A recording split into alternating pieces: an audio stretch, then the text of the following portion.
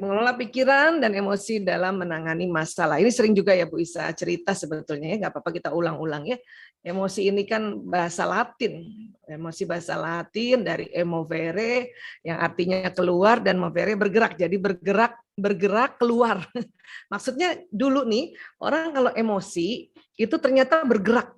Jadi makanya orang-orang di sana ya kita kasih nama aja emovere ya, bergerak menjauh atau bergerak keluar ya, sebelum ditemukan bahwa oh manusia ada otak emosinya. Nah gitu.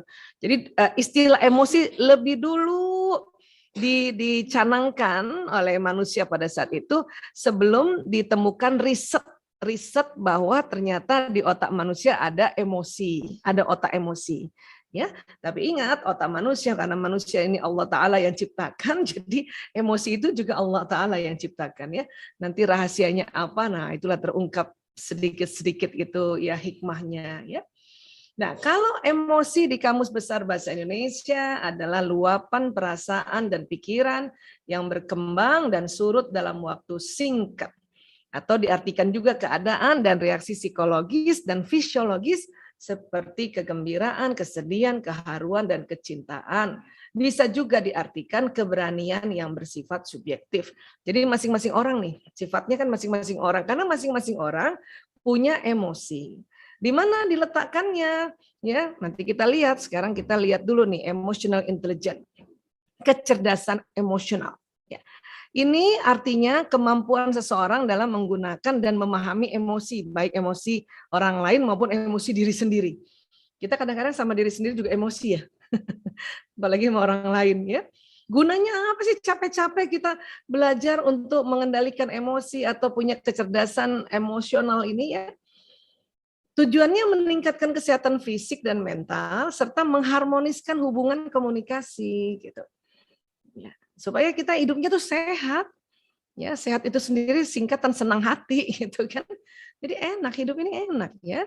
Bahkan ya sesungguhnya karena emosi itu ada di otak manusia, ini saya selalu sering kasih lihat ya, ada otak besar dan ada otak kecil. Yang mana sih otak emosi di sebelah mana Bu Aisyah? Jadi otak emosi itu atau otak yang mengatur emosi itu yang di tengah. Di tengah-tengah ini dia. Sering disebutnya limbic system ya. Ini juga ada pada hewan mamalia, makanya disebut otak mamalia, otak binatang. Ya, ini yang kita harus ngerti juga nih.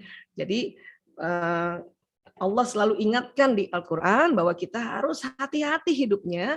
Kenapa? Karena sering sekali ya derajat hidup kita itu turun. Turun di mana Bu Isa? Turun ya lebih rendah dari derajatnya binatang. Ini yang nanti sering terjadi kalau kita tidak pandai mengelola emosi. Ya kan? Nah, kemudian ya, apalagi sih yang kita bisa pelajari dari emosi ini Bu Isa? Ya. Ini ya kita lihat dulu gambarnya ya. Ini lebih jelas lagi ya di mana letak emosi. Nah, ini kan otak nih. Nanti dibelah nih, dibuka, ini otak besar dibuka, ini kita lihat ada otak kecil yang ini. Nah, ini dia otak emosi atau limbic system. Dia tuh persis di tengah otak, kemudian bersambung dengan batang otak atau otak reptil. Jadi bayangkan manusia itu punya otak emosinya, punya otak mamalia yang sebagai emosi, dan punya otak reptil. Ya, lengkap dia punya susunan otak binatangnya di otak manusia ini ya di sini nih ya otak reptil yang ini nih di sini oke. Nah kalau mau belajar emosi selama ini Bu Isa selalu cerita ya itu nggak mudah belajar emosi karena dia sesuatu yang bisa dipikirkan dan bisa dirasakan ya. Untuk itu pakai cara karena penemu-penemu menemukan bahwa emosi berbagai jenis, maka belajarlah jenis-jenis emosi. Itu caranya. Cara kita belajar emosi. Ini nih masih sedikit ini. Karena nanti ini semua satu part ini bisa terbagi-bagi. Misalnya takut, ini nanti terbagi menjadi cemas, khawatir, ragu-ragu, bimbang gitu. Ya, sedih, duka, lara, ya masuk situ, marah nanti kesel, jengkel, ya empet, benci, dendam masuk di sini. Ya, sombong juga begitu, ya riya, takabur. Nah, ini masuk di sini. Nah, kalau digabungkan dengan ilmu hawa nafs, itulah ada nafsu lawamah, ada nafsu amarah, ya karena amarah di sini ya, dan ada nafsu mutmainnah. Ya, ini yang ada di otak kita. Nah, ini nggak bisa hilang sesungguhnya karena memang ada di otak limbik sistem tadi atau otak mamalia tadi. Yang bisa adalah dikala turun, naikkan. Dikala turun, naikkan. Dikala turun, naikkan. Ya. Bagaimana dengan masalah, Bu Isa? Saya ini ada masalah. Gimana kaitan emosi dan masalah? Gimana ya? Nah, sekarang ya kita perhatikan dulu level emosi ini. Nah, ada 6 jenis yang nuansa emosi, nuansa frekuensinya negatif. Ada 4 jenis yang nuansanya positif. Ya, positif dan negatif itu hanya satu istilah saja ya, karena ini juga harus ditempatkan pada tempatnya. Nggak semuanya yang negatif itu buruk ya, Kang Yusuf. Misalnya ya kita swab PCR ya negatif, senang nggak? Senang. Senang Swab, ya. iya, swab PCR positif malah nggak senang kan? Malah gimana gitu. Wah, positif, berarti ada virus COVID nih kan gitu ya. Nah, jadi positif negatif itu terkadang tergantung apa sih kondisinya apa gitu. Kalau untuk emosi, negatif itu berarti frekuensinya turun gitu. Kalau positif itu frekuensinya naik, ya.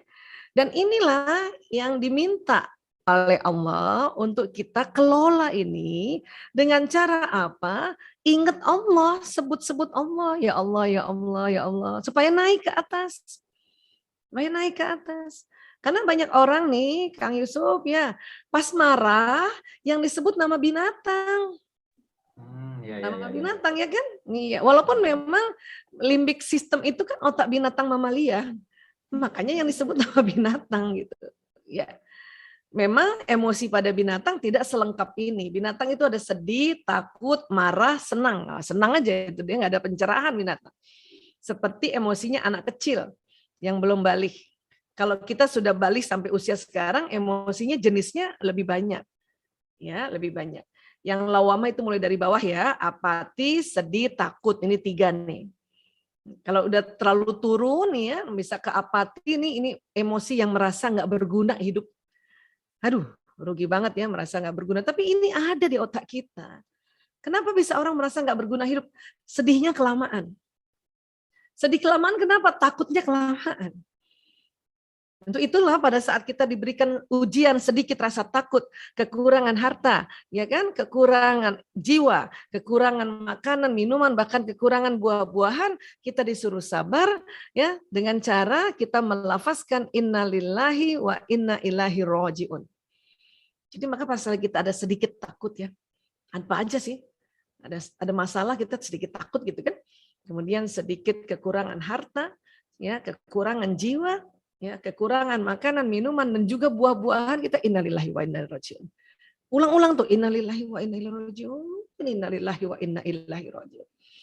Ya, kita kombinasikan dengan kalimat thayyibah lainnya, zikir lainnya, astagfirullahaladzim, astagfirullahaladzim, supaya dia naik ke atas. Akhirnya kita semangat lagi. Kan gitu ya, semangat lagi. Nah, Bu Isa supaya kita bisa naik ke pencerahan itu pakai cara apa sih? Pakai cara apa sih Bu Isa gitu kan? Inilah ternyata semua ibadah ya, terutama ibadah khusus yang Allah minta kita sebagai umat Islam ini melakukan ibadah itu membawa kita ke level atas. Ya, sholat, saum, ya, baca Quran itu untuk masuk ke sini. Memangnya kenapa kalau kita masuk ke pencerahan ini frekuensinya tinggi? Kalau dari sisi kesehatan orang yang berada di enlightenment ini imunitas itu naik, stabil. Ya, daya tahan tubuh naik. Kemudian apa gara-gara daya tahan tubuh naik, vitalitas naik, produktivitas naik, jadi banyak karyanya. Gitu. Ya. Jadi inilah makanya mengapa kita ya bisa naik ke atas. Dan satu lagi, yaitu ya sedekah, infak, wakaf. Emangnya bisa naikin ke sini, Bos? Iya. Kenapa? Karena bermanfaat buat orang. Langsung terasa manfaatnya. Orang seneng, orang doain kita. Maka tanpa terasa kita didorong ini. Energi kita didorong. Ini kan energi nih, frekuensi ini kan energi. Didorong kita sampai ke atas. Tapi bisa ada orang tuh ya diajakin acara, ya dia udah marah aja tuh kalau ada promosi bahwa ini ada yang perlu kita bantu wakaf ya gitu ya. Dia marah di sini misalnya. Tapi dia keluarin juga sedekahnya, itu gimana bisa? Alhamdulillah biarin aja. Orang marah, keluarkan sedekahnya, keluarkan infaknya, keluarkan wakafnya, karena bermanfaat buat orang lain, itu nanti bisa mendorong kita bisa masuk ke courage, semangat. Apalagi nanti lihat nih, teman-teman gelombang wakaf ini membawa amanah kita, disalurkan pada tepat guna ya. Karena kadang-kadang kita juga bingung mau ngasih ke siapa gitu ya. Tepat guna. Terus kita dilaporkan di sana ya, ternyata anak-anak bisa terbantu. Kan semangat kan gitu. Startnya. Jadi semangat. Yang mulai memberikan dengan emosi negatif aja bisa naik. Apalagi kita memberikannya di level courage. Semangat, Masya Allah. Kenapa semangat? Karena tadi dikasih tahu, diingatkan tadi sama Ustadz Soleh bahwa betapa keutamaan orang yang ya bersedekah itu luar biasa. Kita semangat deh. Kalau startnya semangat, waktu kita memberikan itu bisa naik sampai ke enlightenment. Atau ke damai. Atau mungkin ke acceptance. Ya nggak apa-apa. Tapi dia udah startnya di sini gitu.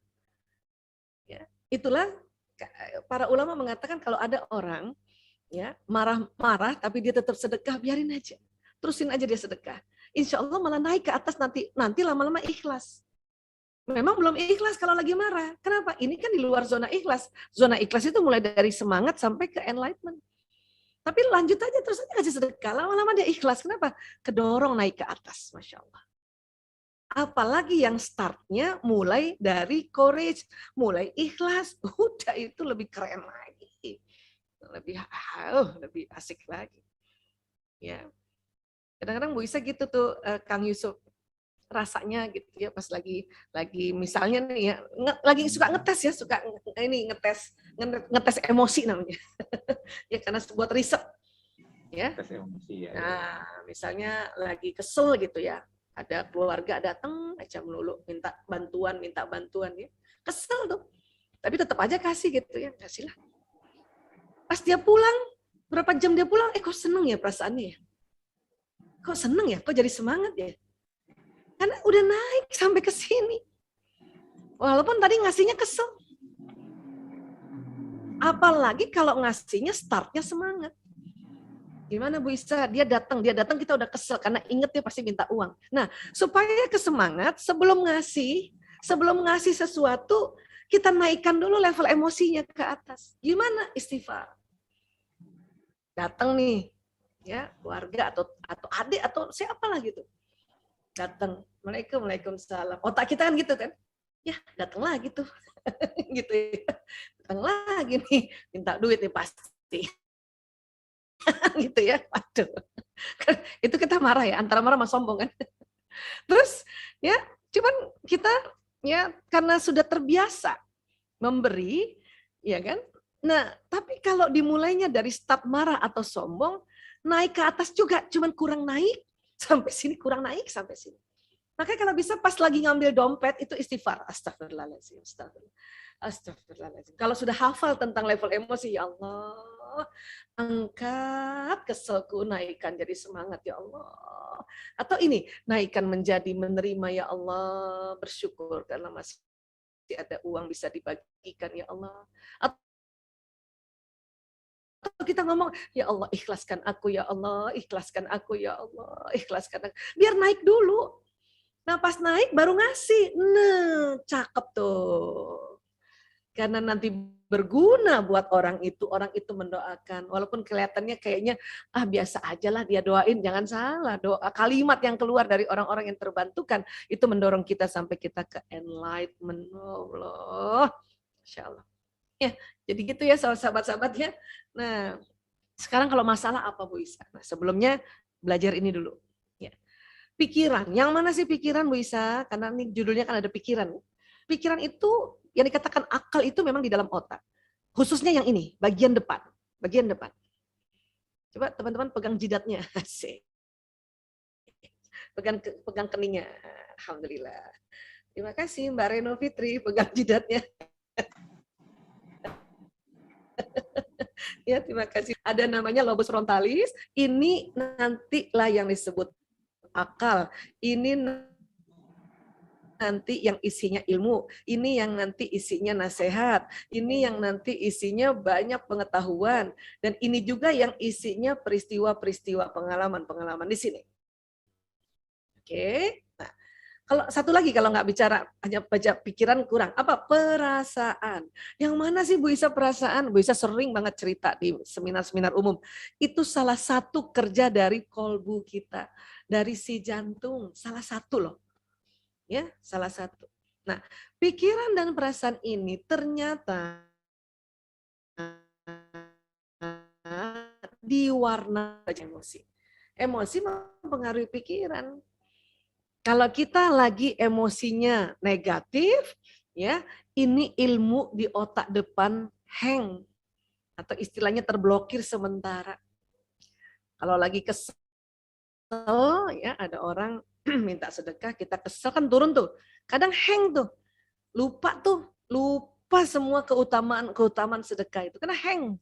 Karena ini lagi kaku. Belum lagi tambah batang otak nih kaku, hang gitu. Ya. Itulah perlu kita naikkan emosi tadi. Tapi luar biasanya, kalau orang sudah menjadi kebiasaan sedekah, walaupun nanti hang otaknya, lupa keutamaan sedekah, tangannya sudah biasa ngasih. Tangannya, karena sudah tersimpan di sel-sel tangan. Sel-sel tangan. Kenapa? Karena ilmu yang ada di otaknya, walaupun awalnya hang, itu dia ya sudah tersimpan karena lewat sistem saraf ini di sel-sel otot tangan dan badan. Itulah yang pentingnya habit atau orang bilang habituasi, menciptakan kebiasaan. Itu yang bisa tadi bilang. Walaupun marah tuh tangan kita juga tetap ngasih gitu. Tapi lebih asik lagi, rilekskan dulu emosi ini dan batang otak dengan istighfar agar apa? Agar nyala otak kita, ingat lagi tentang keutamaan sedekah, maka kita sudah naik emosi kita, masuk ke mutmainah, masuk ke courage atau semangat, barulah kita kasih uang itu. Nanti mulut bisa senyum. Ini punten ya, mungkin nggak banyak tapi insya Allah ini manfaat ya. Orang dikasih udah seneng, apalagi dikasih pakai senyum, tambah seneng. Tambah seneng. Ya. Apalagi dilakukan pagi hari itu, malaikat mendoakan kita ya Allah. Ya. Oke, jadi karena kita seneng ini nih enak nih jantungnya tuh deg-deg enak tuh deg-deg. Dan rasa senang itu keluar nanti dari hormon pituitari dari otak, jalan pembuluh darah, masuk jantung, jantung memompa seluruh tubuh. Ini yang bikin kita sehat walafiat. Ya. Nah, ini pikiran dan perasaan. Kalau masalah bisa apa? Nah, masalah itu ada matematikanya. Ya, Kang Yusuf ini kita harus tahu nih matematika masalah. Ya. Matematika masalah. Ya, masalah sama dengan situasi kondisi plus emosi negatif. Itu masalah. Ya. Situasi kondisi ini adalah hal yang sulit dirubah cepat. Emosi negatif ini tadi dikatakan dalam Kamus Besar Bahasa Indonesia kan luapan sesaat. Artinya ini yang lebih mudah dirubah. Misalnya kita merasa ada masalah sama anak. Sikonnya itu kan anak kita. Misalnya Bu Isa ada anak Bu Isa yang pertama namanya Lanang, Mas Lanang. Bu Isa bilang, aduh saya ada masalah sama Lanang nih. Berarti kan sikonnya Lanang, anak sama Bu Isa, emosi negatifnya saya marah gitu. Berarti kan masalah kan? Ya, nah sikon apalagi anak nggak bisa dirubah kan? Mana bisa Bu Isa ganti itu lanang dengan anak orang lain? Nggak bisa. Jadi sikon ini nggak bisa dirubah. Yang bisa dirubah emosi negatif. Untuk apa?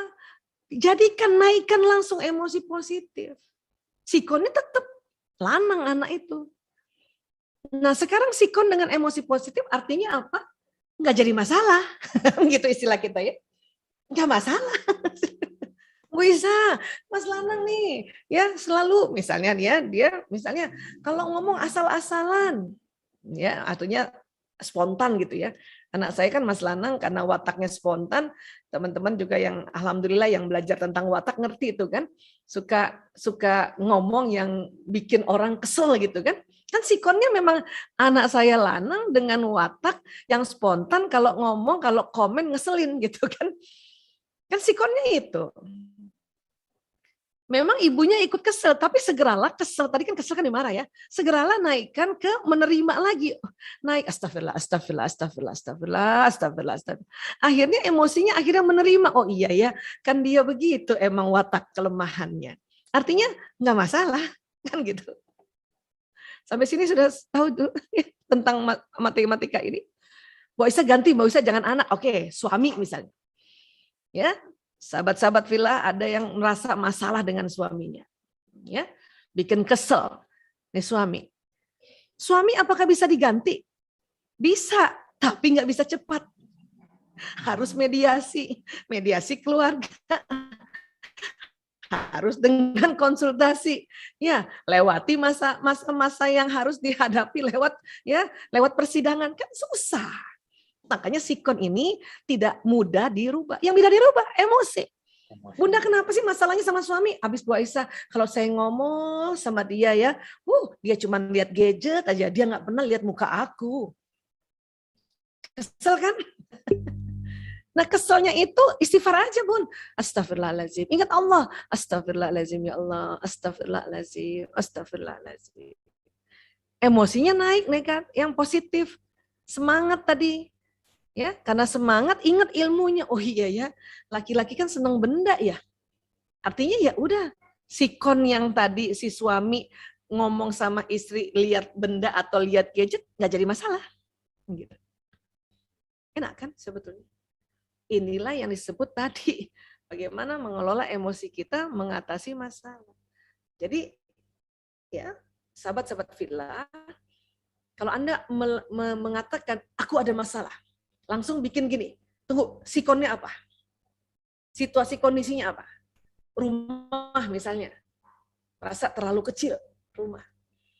Ya, rumahnya RSS. Rumah sangat kecil, sangat kecil sekali sehingga selonjor saja susah. Nah, itu tadi rumah SSS gitu. Ya, sikonnya itu baru bisa punya rumah itu gitu. Ya. Jadi masalah kalau emosi kita marah sama rumah ini. Jadi masalah.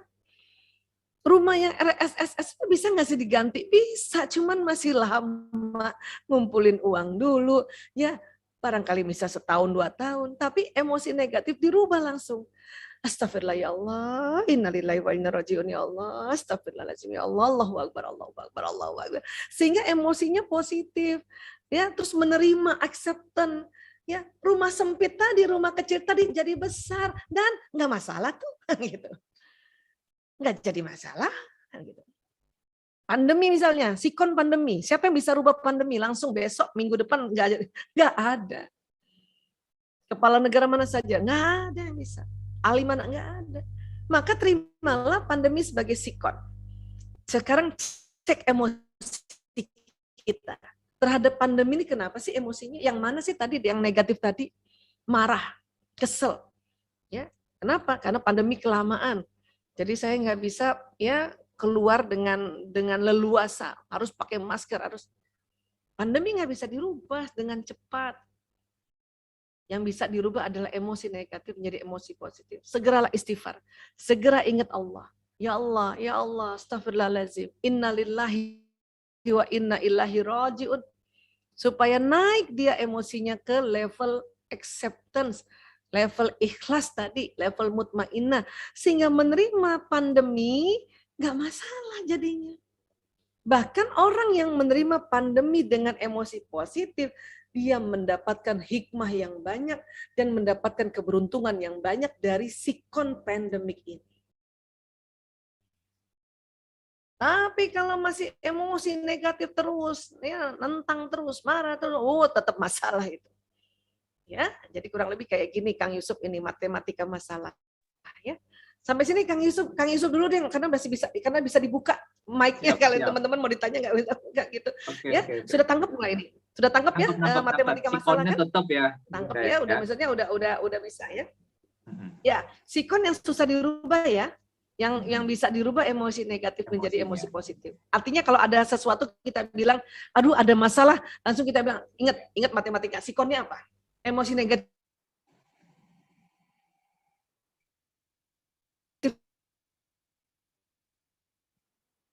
yang mana? Di antara ya sebut Allah. Ingat Allah. Jangan ingat binatang, jangan ingat yang lain. Apalagi masih ada orang ingat setan. Marah yang disebut setan. Setan, tambah masalah itu. Atau sebut nama binatang, tambah masalah itu. Ya, jadi sebut Allah, ya Allah, ya Allah, astagfirullahaladzim. Buka dompet. Pun, ya, siapa yang begini nih? Ya, siapa yang pas buka dompetnya cuma tinggal selembar, duitnya 5.000 perak pula. Itu kan sikonnya ya.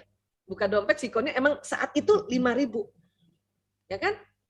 Mau dirubah gimana? Dirubah. Ya, bisa, tapi kan mungkin tunggu besok, atau tunggu seminggu lagi. Cek emosinya. Kenapa? Takut. Aduh, kan gitu kita ya. Aduh, duitnya tinggal selembar 5.000. Ini yang harus dibayar banyak gitu kan. Langsung ingat emosinya apa? Takut. Ya Allah, innalillahi wa inna ilaihi rajiun. Astagfirullahaladzim, ya Allah. Engkau yang maha memberi rezeki, ya Allah. Ya Rozak, ya Ghani. Itu semua kalimat-kalimat zikrullah itu untuk menaikkan masuk ke emosi positif. Dompetnya masih cuma selembar kan sikon itu. Karena emosinya sudah positif langsung nggak masalah. Untung masih ada 5.000 gitu.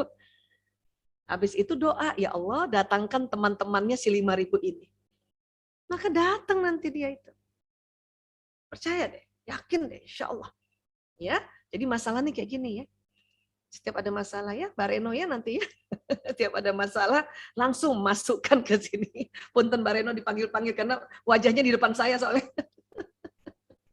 Ya, baik. Sekarang, memangnya selama ini orang-orang pakai manajemen emosinya gimana sih Bu Isa? Ya itu tergantung watak juga. Ada orang yang ya wataknya introvert, supresif, suka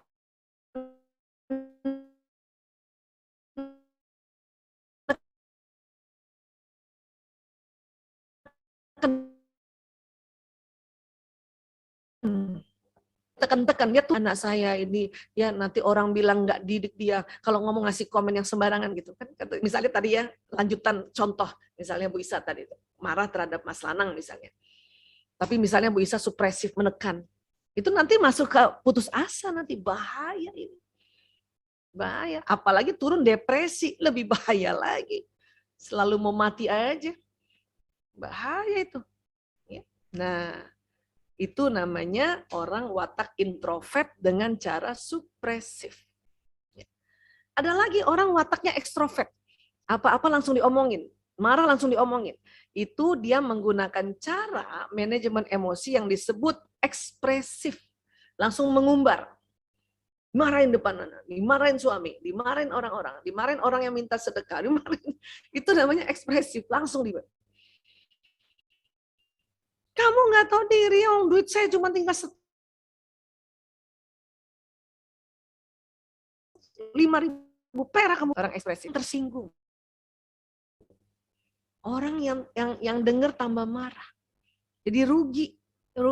Mungkin secara kelegaan orang yang ekspresif lega. Yang penting gue udah marahin, lega. Ya, memang baik buat dirinya, tapi nggak baik buat orang lain. Orang sedih, terluka. Ya. Kalau supresif, Memang rugi buat kita karena kita sakit, karena turun sampai apati. Orang lain nggak jadi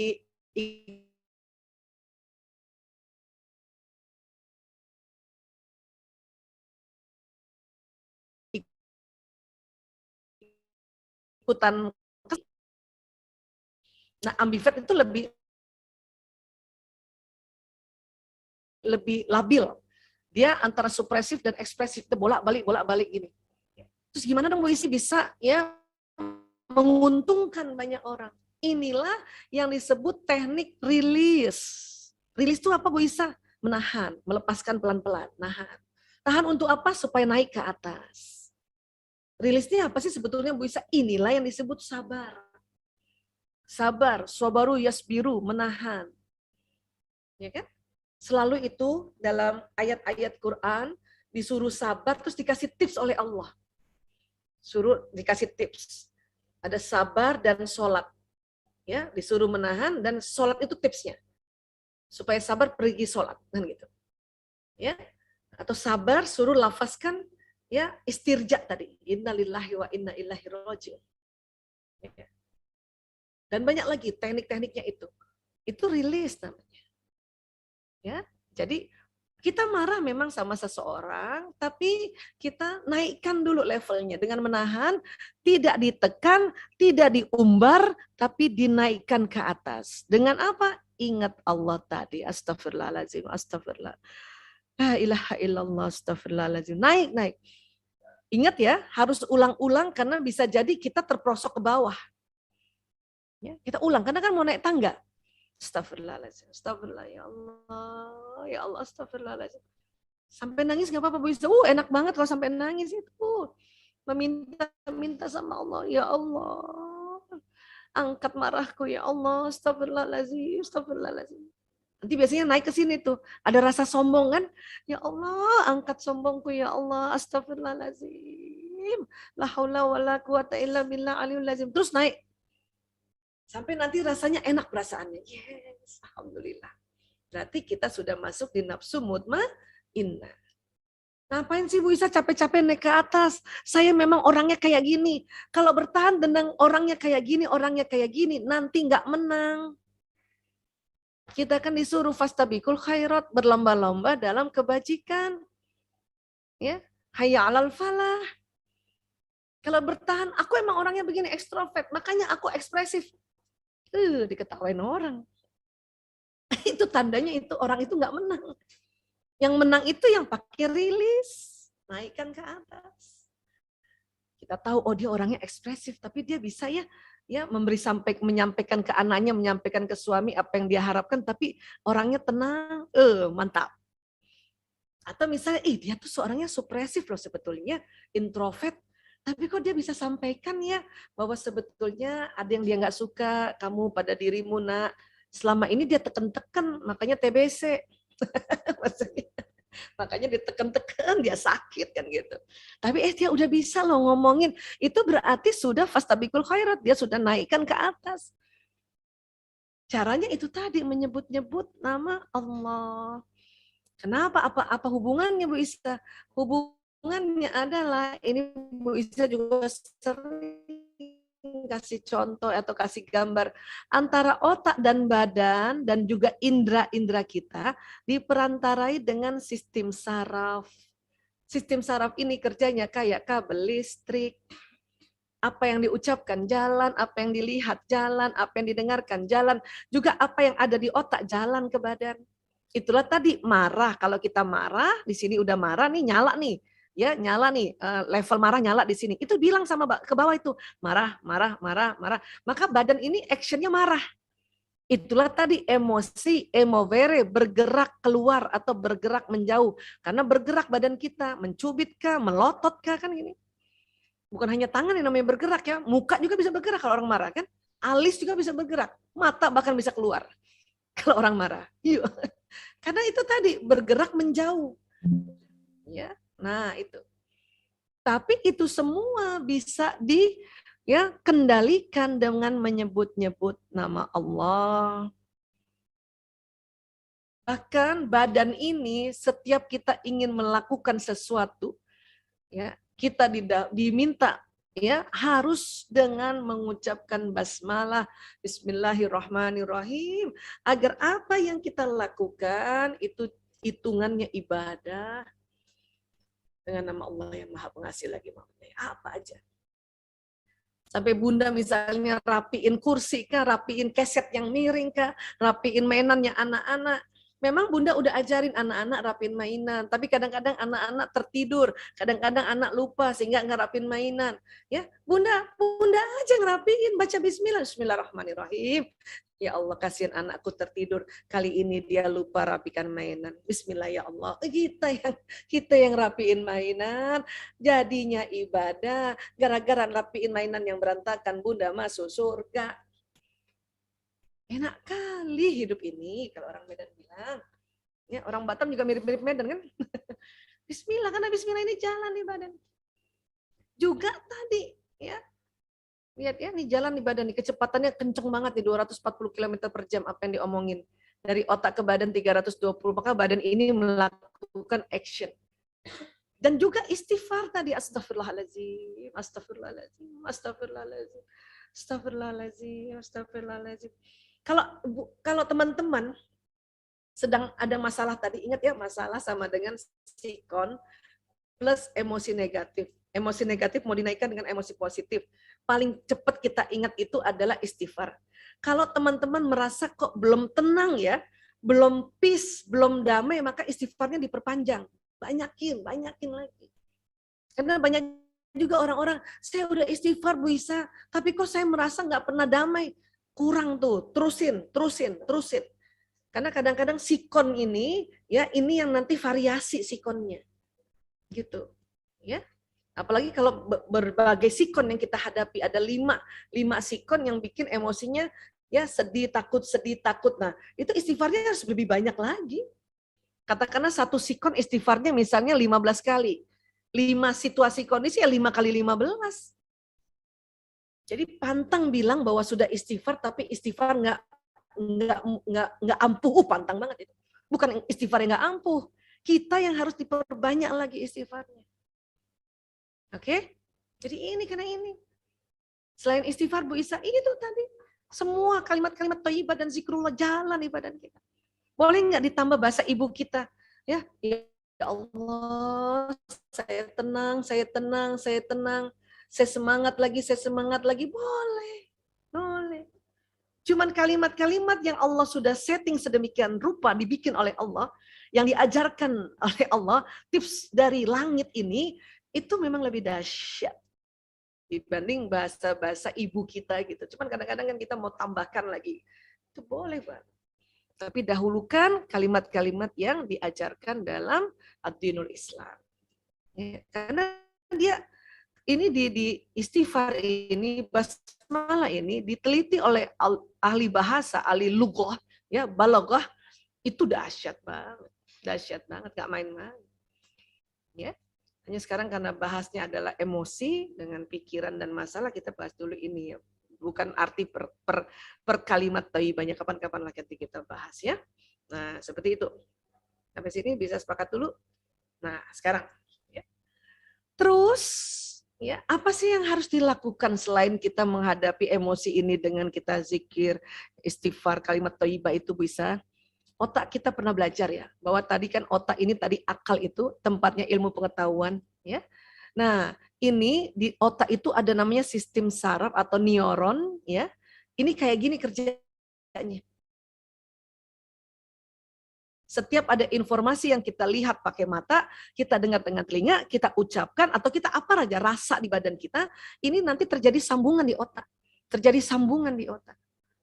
Ya. Untuk itu, selain kita juga mengenal emosi, yang ini kan emosi ya, memanagenya, kita isi otak kita. Dengan apa? Isi dengan otak. Isi pikiran dengan mengaji dan mengkaji tentang apa yang Allah mau.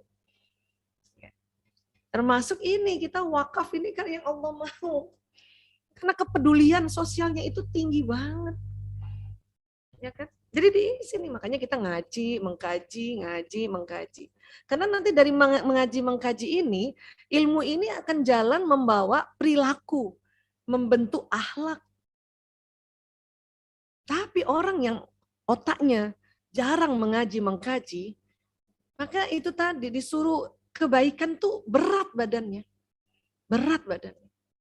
Kalau watak di mana Bu Isa? Watak kan di sini ya. Watak, bakat di sini, emosi di sini. Tetap harus ada ilmunya. Kita nih kalau nggak belajar keutamaan sedekah, itu tangan mau ngasih orang berat banget. Karena nggak ada isinya di sini. Nggak ada isinya. Tapi kalau kita belajar bahwa apa yang kita bantu orang, Allah Maha melihat, Allah Maha meneliti, Allah Maha mendengar, ya, dan digantikan oleh Allah 2 kali dan langsung 700 kali, antara 2 sampai 700. Wih. Mantap kali. Tadi Ustaz Soleh ingatkan kita ya, bahwa ini nanti menjadi amal kita ya. Amal kita nanti, terutama nanti pas kita di alam barzah dan di akhirat. Sebetulnya sebelum lagi di situ, di dunia udah dapat nanti juga. Kita rasa juga itu. Langsung itu rasa. Kontan sama Allah. Ya, kontan. Kan kalau dalam Islam nggak boleh riba ya. Tapi kalau sama Allah dikasih. Bayangin.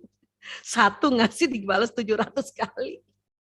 Jadi kalau ada orang, anak-anak muda, ya payah nih, Islam ruwet nih, nggak bisa riba. Siapa bilang? Boleh. Kok boleh, Bu Aisyah? Iya, sama Allah. Ya, kita berdagang sama Allah, kita kasih buat nih tadi, buat sekolah juara tadi. Ya, untuk menciptakan hafiz nih, ada beberapa uang kita, seberapa pun dulu uang kita yang ada ya, misalnya. Dan kalau kita istri, ya itu tadi diridhoi suami. Atau kalau emang ini uang istri kan diberi kebebasan kan. Ya, kata suami itu uang terserah kamu mau kasih apa enggak gitu. Tapi kalau uang suami ya itu baru minta izin kan gitu ya. Itu dibalasnya kan berkali lipat. Berkali lipat. Jadi jangan bank yang membalas berkali lipat, itu jatuhnya riba. Karena akan mengambil hak orang lain kalau bank itu. Tapi sama Allah enggak. Ya, nah jadi isi nih otak nih. Dan nanti ini akan tersambung-sambung neuron ini, membentuk memori prinsip-prinsip kehidupan. Sehingga pada saat kita mau ngapain aja, hidup kita tuh enak. Nah ini juga yang kita mau bantu saudara-saudara anak-anak kita yang dari kaum duafa untuk bisa mengaji dan mengkaji untuk mengisi otak mereka yang masih sangat jernih, yang masih muda, untuk itu tadi mengaji dan mengkaji tentang apa yang Allah mau. Apalagi sekarang metode menghafal Quran itu ditemukan cara gampang banget. Saya kadang-kadang suka, ya Allah, ya dulu saya jadi agak-agak iri gitu, cemburu. Dulu tuh masih belum ada metode cepatnya kayak sekarang.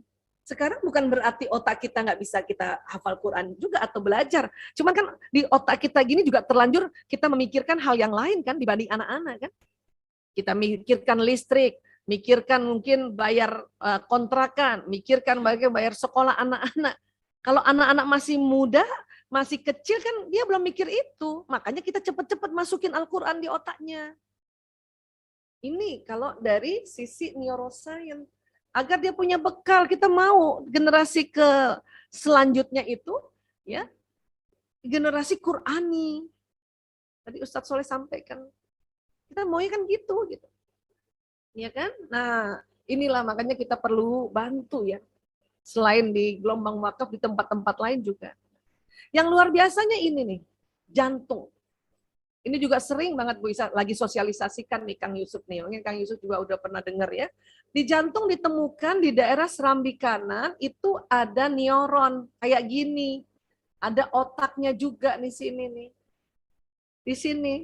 Tahun 91 ditemukan bahwa ada otaknya jantung itu, ada sambungan-sambungannya. Sehingga kalau jantung kita seorang manusia belajar baca Quran, ya belajar hal-hal kebaikan, di jantung juga terjadi sambungan seperti di otak. Gitu. Ya. Yang luar biasa tahun 98 di Institute of Hermet ditemukan bahwa ternyata jantung manusia ini sewaktu sudah ditiupkan ruh, Allah juga sebetulnya memberikan pola sambungan-sambungan di jantung ini, yaitu pola dasar Al-Quran.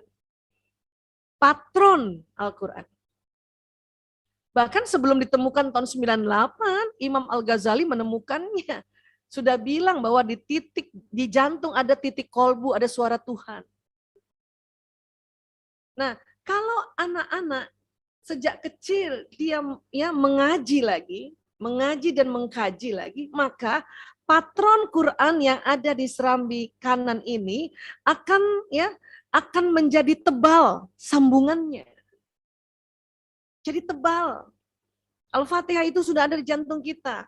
Pada saat kita diajarkan orang tua kita, Al-Fatihah itu ya yang ada di jantung kita makin tebal. Makin tebal, makin tebal. Nanti lagi surat-surat yang lain makin tebal. Surat Al-Ikhlas apalagi. Orang banyak sekali lafazkan Al-Ikhlas.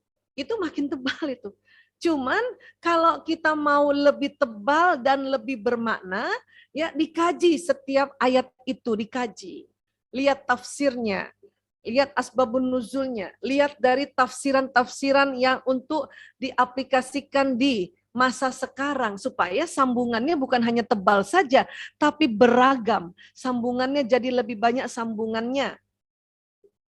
Jadi maknanya lebih banyak, lebih mendalam. Itulah namanya enlightenment, pencerahan. Dan kolbu ini bisa ngomong sama otak. Kalau otak lagi mikirin hal-hal yang kurang baik, tadi pikiran tadi kurang baik, ya. Ini kolbu bisa ngasih tahu, "Hei otak, jangan gitu. Udah tenang aja. Allah ada." Nah, makanya ada sebutan suara kolbu.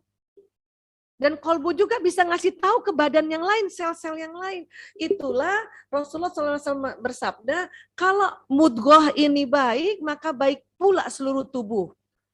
Mudghah ini buruk, buruk pula seluruh tubuh. Itu karena fungsi ya di sini titik kolbu yang ada di serambi kanan. Dia memang kecil titik. Karena jantung kita tuh cuma sekepalan tangan kita. Coba sahabat-sahabat Villa, kepalkan tangan Anda. Jantung sebesar itu. Coba taruh di dada kiri, satu aja, taruh dada kiri. Itu jantungnya Bunda. Ya, jantungnya teman-teman sahabat-sahabat. Sekarang tangannya itu kayak sarangyo gitu loh. Tangannya gini nih, gimana sih? Nah, itu tuh maksudnya kayak gini. Jadi kalau kita bilang sarangyo, itu artinya my kolbu. Gitu ya. Paham ya? Nah, yang tadi otak yang ada Al-Qur'annya sebelah mana Bu Aisyah? Nah, sekarang coba bagian tangannya itu, yang tangannya udah kayak sarangyo, bagian sininya nih, bagian kanannya, serambi kanannya. Di situ seolah-olah tuh, coba lihat. Perhatikan itu taruh di bagian dada. Kecil kan? Titik kolbu, tapi isinya sudah Al-Quran. Cuman kalau dari kecil nggak diasah dengan baca Quran, nggak mengaji dan mengkaji, maka hati-hati ketutup suara Quran ini dengan ajaran-ajaran yang lain. Inilah kita mau ya bahu-membahu ya. Bagaimana caranya anak-anak Indonesia, katakanlah anak kita lah dulu, anak tetangga atau sebisanya anak Indonesia, apalagi yang anak-anak nggak mampu, karena anak-anak nggak mampu, anak-anak kaum duafa dibanding anak kita, ya giroh belajarnya itu lebih tinggi anak-anak duafa. Maka kita selamatkan dia, gimana caranya di seluruh Indonesia kalau ada orang bikin rumah Quran, gimana caranya kita bantu sebisa kita. Tapi kita dengan tahu ilmunya, sehingga kita mulai start membantunya di level courageous, di level semangat, bukan level marah atau kepaksa. Gitu. Ya. Karena bukan apa-apa, ini sangat luar biasa nanti, ya. Jadi ya, bukan hanya kita bantu anak-anak, bantu diri kita juga dengan kita baca Quran. Letakkan Quran di mana-mana yang memudahkan teman-teman lagi duduk-duduk di meja makan langsung aja buka Quran. Ya, lagi duduk di sajadah yang satu buka Quran, lagi duduk tempat buka Quran, di dapur ada Quran kecuali kamar mandi. Makanya mengapa anak-anak muda sekarang lebih senang baca Qurannya di gadget karena bisa di mana-mana dibawa. Ya kan?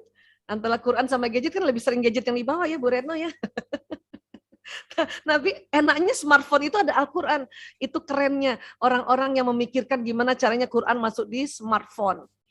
Kenapa? Karena waktu kita baca, ini otak tersambung, jantung tersambung. Apalagi jantung yang kita namakan kolbu itu sudah ada Quran. Allahu Akbar. Allahu Akbar. Ya. Nah, karena ini buat guidance ya, the way of life, tuntunan hidup. Orang yang otaknya ada isinya, itu kalau hidup, kalau menjalani hidup memang sedih bisa, takut bisa, tapi enggak doyong apa sih, enggak bimbang, enggak kolaps gitu. Ya, enggak yang kayak enggak ada pegangannya itu. Makanya kita harus isi otak kita. Ya. Oke? Segini aja dulu Kang Yusuf Erlangga, kita bisa buka Siap. dengan ngobrol-ngobrol dulu ya, boleh ya? Ya Oke, Allah. oke. Mohon maaf lahir batin dulu ini ya. Wabillahi taufik wal hidayah, wallahu alam bissawab. Assalamualaikum warahmatullahi wabarakatuh.